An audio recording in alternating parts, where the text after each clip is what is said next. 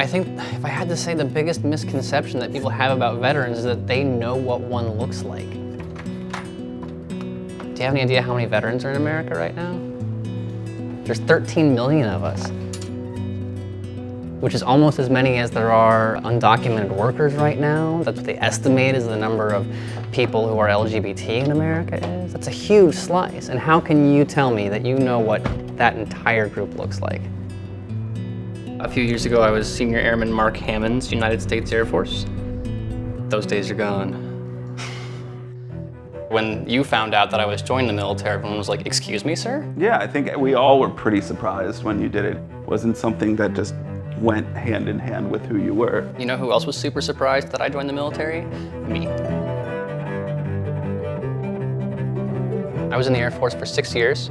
I signed that contract from the get-go.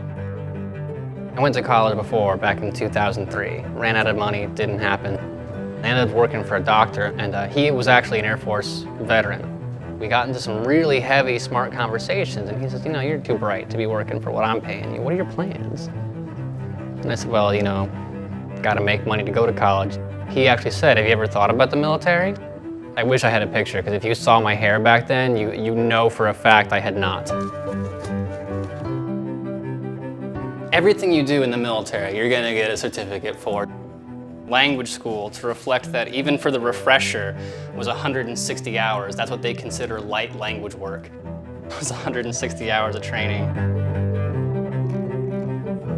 I loved that job that I had more than anything else I'd ever done in my life. It was exciting. I got to see parts of the world no one got to see, and I got to have a day-to-day huge impact on the lives of people who really needed that kind of thing. When I came back and Rob noticed, like, "Hey, you're perfectly normal." So I was like, "Yeah, I am, and you know who else is?" Like 99% of everybody who comes back in. It was always my plan to go to college after the Air Force. Getting ready to drive to school for the first day, it was amazing how much it felt like 4th grade again. And you're just like, "Oh my God, I'm gonna be the weird kid because I'm the veteran." I've walked into classrooms and people have been like, "You're the veteran who's here?" The set of expectations is so awful, especially when they're like, "Oh my God, you have a veteran friend," and then they expect like the guy with super broad shoulders who's gung-ho, and they get me, this skinny nerdy dude. I think it's absolutely critical that people understand that veterans aren't what they think. The idea that I can change their mind, whatever it happens to be, I can just open it up a little bit and go, "That guy's a veteran too?" That's exactly what I want, because then they get to see that the veterans aren't what they see only on the news or what they might have seen in a movie. The fact that he's a veteran is not a central part of our relationship. I enjoy talking to him because he's really smart and he has more personal experiences of what things really mean. We're in different parts of our lives. Like, he's been to war, and I went to Illinois once. It's like we were talking about water conservation. I can say, well, I know a thing or two about it because there's little water in Afghanistan. You kind of have to be careful with it. When you're trying to have a discussion in the classroom, the range of personal experiences really allows people to ultimately learn so much more than just reading it in a book or confirming whatever views they already had. Aaron was a huge part of that. On this campus, Aaron is the first vet we've had in at least 5 or 6 years or more. I know firsthand that the experiences they go through in life and in the military are completely different than civilian life, and it's very welcome to see that experience being brought to this campus.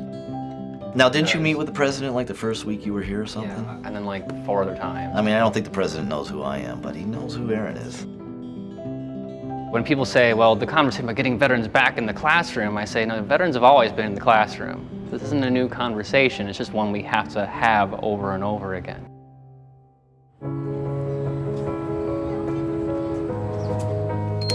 The first time I went to college, you'd have never caught me in a building like this. I wasn't that kind of student. Back then, it was going to college because I was done with high school, and that's what you did next. Now, I realize I've got one shot, right? I have the skills, the discipline, the lack of distractions, and I'm not going to squander it. That's why I'm always down here. I can see an admissions officer sitting in front of 2 packages. One says high school football captain, the other says United States Air Force Staff Sergeant. And my expectation is that this admissions officer has absolutely no idea how to compare these 2 things. I don't know what a staff sergeant did. I don't know what these schools are, why they're important, and now I can't make a choice. If I had to pick a group of people who were capable of dealing with stresses, who've been trained and believe and know how to push through, veterans and soldiers and sailors and Marines and airmen are the #1 people I would pick. Because you know what?